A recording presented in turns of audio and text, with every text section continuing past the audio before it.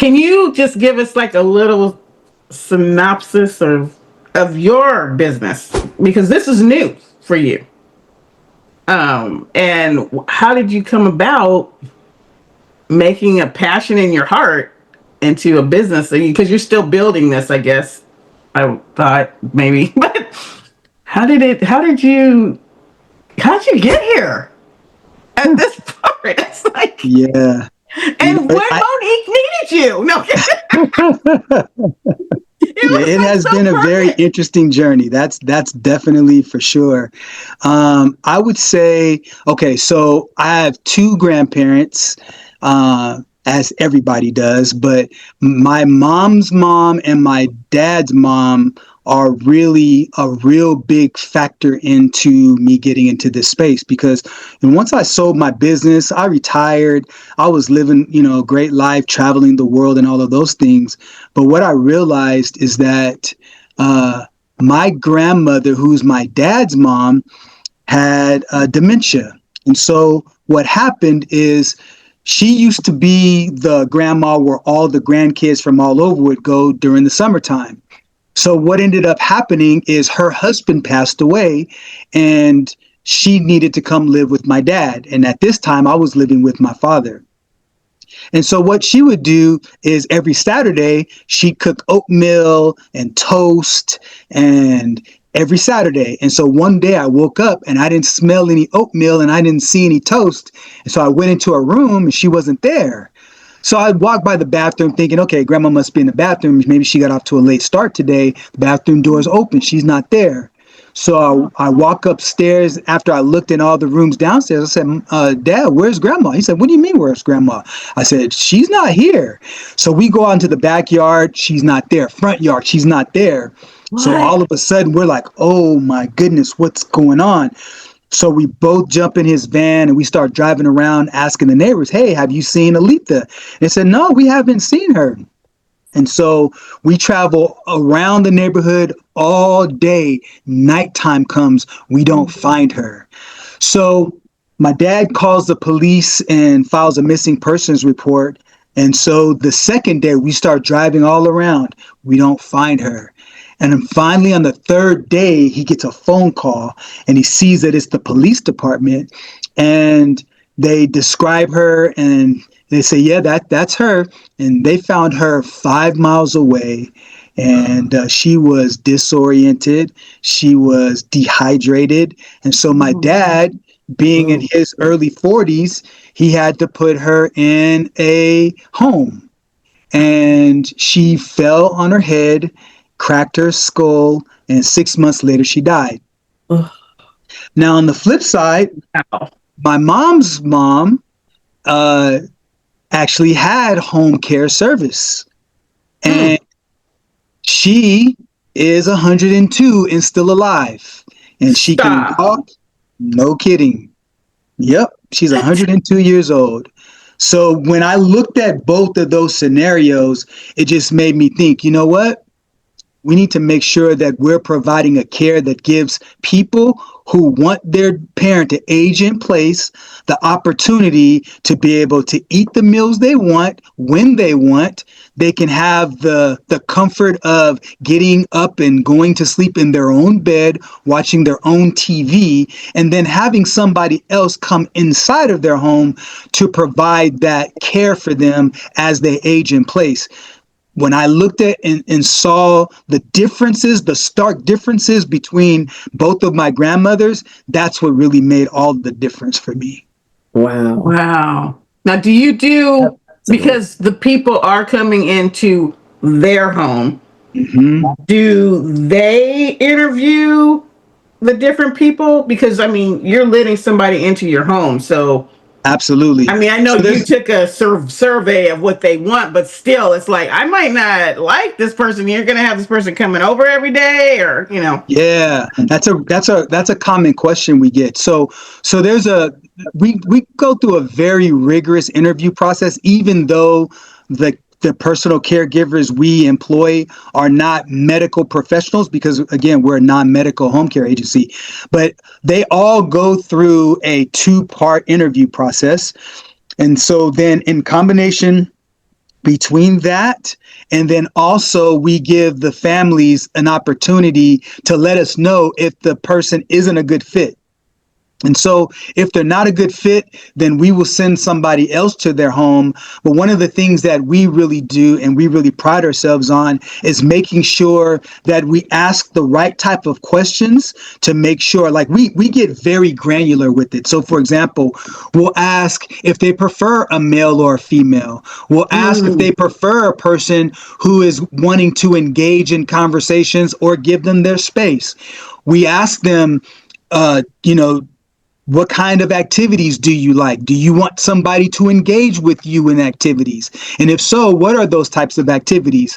Because some individuals, they want to be, you know, where they're testing out the depths of their mind by doing Sudoku and doing playing chess and playing the piano. We find out all of those things ahead of time so that we match the caregiver's skill set also with with that family's interest. So it's not just about sending a warm body, it's about aligning the caregiver's skills and interest as well, because we want to know, like for example, if they're really good cooks and they come to someone's home that used to be a chef when they were working, well, we want to align them because maybe they can cook together and prepare meals together and make some specialty dishes, as opposed to just coming in, because a lot of times, That's a unfortunately, mentorship. I like right? that.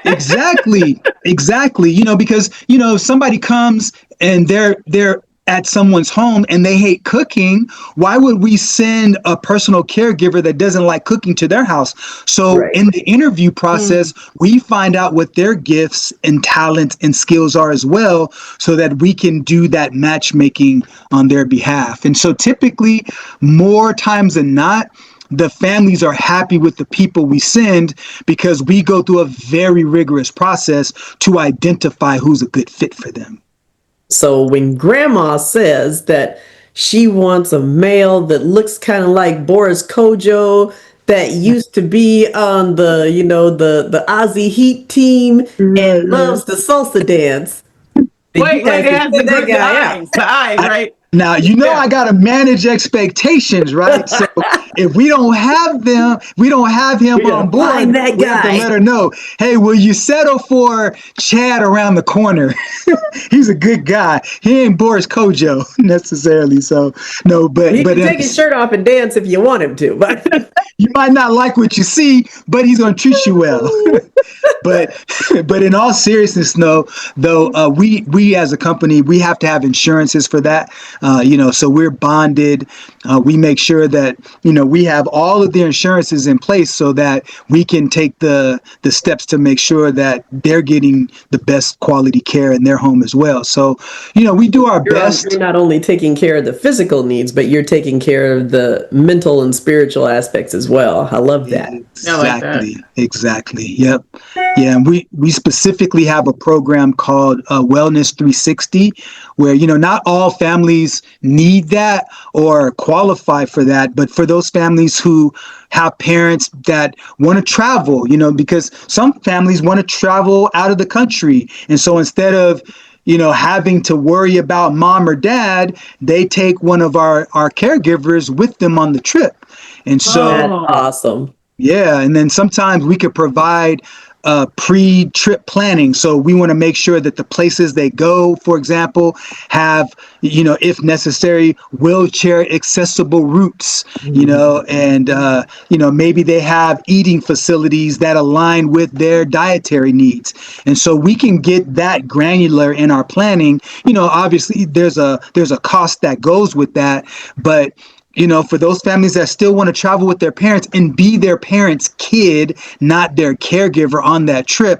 we can provide that extra layer of support where, like, for example, in many situations, our caregivers don't wear uniforms. And so, so people may Nobody knows. part of the family. Mm-hmm. And that Yeah. also helps preserve mom and dad's dignity Dignity. as well. Yeah. It's You almost don't Ah. want like them walking hiring a around with nanny in, isn't smock it? and they're in France hanging out, and it's like, oh, who's over there taking care of their, mom and dad from the hospital? No, no, no.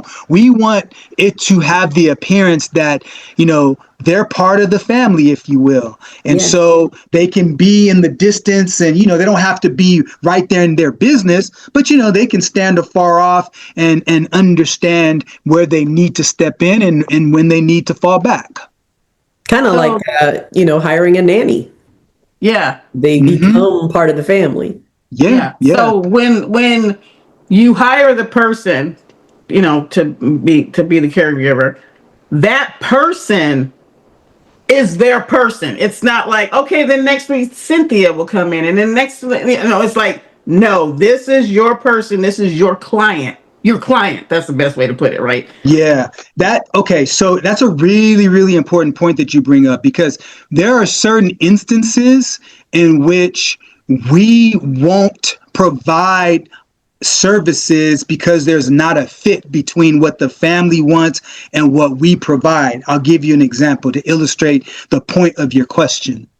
So there was a family one time, very well-to-do family, and they had caregivers already. So what they wanted to do was to have us send somebody on the weekends, like once or twice a month, when their people weren't there. And so Mhm. I said, I really want you to understand how our company works. We're there to be the main person. And so in situations where you want one person coming in and another person coming in on another day and another person coming in another day, there are lots of options out there. In fact, I'll connect you to a company that will do that. And again, no judgment on that company, because everybody has different needs. That's just not our model. Our model is, in ideal situations, the goal is to have the personal caregiver be their personal caregiver, where they're providing consistent, ongoing care, presumably for the rest of their lives, or until their needs evolve from non-medical to medical. Yeah. You are wanting to set up a rapport with the family, not just have somebody come in and babysit. Yeah. Exactly. It's about the relationship. It's a because I went to a funeral of one of, and the caregiver came, right, and the caregiver felt part of that family because she took care of the lady for months and months. And so when I was there, the caregiver shed a couple of tears, because it's when you're around somebody that often, it gets personal, Yeah. and Yeah. so there's a relationship that's built. It's not transactional if done correctly. That's so beautiful. That is so beautiful, because I think that's the thing that most people fear when Yes. they're getting to that place, that I'm going to be put on somebody and just Yep, stuck in some sterile environment with people who don't care. that's right. That's exactly right. But if you know that you're going to have somebody there that you can relate to, they can relate to you, you built a rapport together, you have a relationship together, Hmm. and that's precious. That is precious. Yeah, yeah. You're And building a that, family member, a new family member. Yeah. yeah, yeah, That yeah. the entire family actually relies on. That's exactly right. Yep, because our personal caregivers are really there to give the entire family peace of mind, an opportunity to, just to exhale, right? Because when one of the siblings, or in some families, the siblings will rotate and then mom and dad will go to each of their homes, and that's also fine, because that may be what's best for that parent and for that family. And in other cases where that's not what's best for them, our role is to help those families be able to free up that mental space so they can take care of their own families or their own goals and dreams, and allow us to do what we do best as professionals. Wow. Yeah. Well, like we said, and he said the information will be in what Put do you it in call the that? description. What do you call that on the bottom down there? We'll put it in the, we'll put it in the description. We'll have the links for you to go to his Yes. channel and get that information that you need. And this is definitely one that you're This going is to want to share with people. Yes. You need to Yes. share it with as many people as possible because nobody likes to think about it, but it is real, it happens, and it can happen at any point Yeah. to a parent, a spouse, a child, sister, brother, whatever. Life happens. So we need to be prepared. So we want you to be prepared. So share, share, share. Hit that subscribe button, hit that like button, and definitely share.